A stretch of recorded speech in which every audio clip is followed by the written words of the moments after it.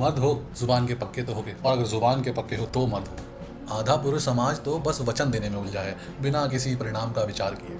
कभी पार्टी में जल्दी पहुंचने के लिए किसी परेशान बूढ़े को देखकर अनदेखा कर देना, कभी दोस्तों की हंसी से बचने के लिए लड़की के ना कहने पर उसे चोट पहुंचा देना, कभी दबाव बनाने के लिए अपनी ही पत्नी और बच्चों पर अत्याचार करना। न जाने कितने ऐसे पहलू हैं जीवन के जब पुरुष अपने अहंकार, स्वार्थ, क्रोध को पुरुषत्व समझ लेता है, मैनलीनेस, मर्दानगी। श्री राम भी पुरुष थे, लेकिन उनका पुरुषत्व स्वार्थ में नहीं, उनके कर्तव्य और त्याग में था। अगर सब कुछ छीने जाने के आक्रोश में वो भी नाश और अत्याचार का विचार करते तो एक और रावण कहलाते, पर उन्होंने अपने स्वार्थ को त्याग कर कर्तव्य को चुना, इसलिए उनका पुरुषत्व आज धर्म माना जाता है। क्या है मर्दानगी? किसी लड़की के ना कह देने पर एसिड अटैक करना, या फिर गृहस्थी में पत्नी पर अत्याचार करना, या समाज की अपेक्षाएं अपनी संतान से पूरी करवाना। मर्दानगी आंख बंद करके वचन देने या क्रोध दिखाने में नहीं, मर्दानगी तो है वचन देने से पहले परिणाम का विचार करना, ताकत का इस्तेमाल दिखाने में नहीं, बचाने में करना। मर्दानगी तो अहंकार मिटाने में, स्वार्थ घटाने में और कर्तव्य को निभाने में है। पत्नी पर अत्याचार करने में नहीं, उसका रक्षण करने में है। संतान का जीवन अपना सामाजिक स्तर बढ़ाने में नहीं, उनका जीवन संवारने में है। मर्द हो तो पहले प्रतिज्ञा से नहीं, अपनी बुद्धि से मजबूत बनो। खुद को आसपास के लोगों के उद्धार के लिए तैयार करो। सच्चे मर्द वो नहीं जो डर से अत्याचार करते हैं, सच्चे मर्द तो वो हैं जो अपनी ताकत से सबको सम्मान और सुरक्षा दे। यही है असली पुरुषार्थ, पुरुषत्व, असली मर्दानगी। जब अपने आसपास सबको रावण बनता हुआ देखोगे, तब एक दिन यही रावण तुम्हारे अपने परिवार को भी नष्ट करता हुआ दिखाई देगा। बनना है तो श्री राम बनो,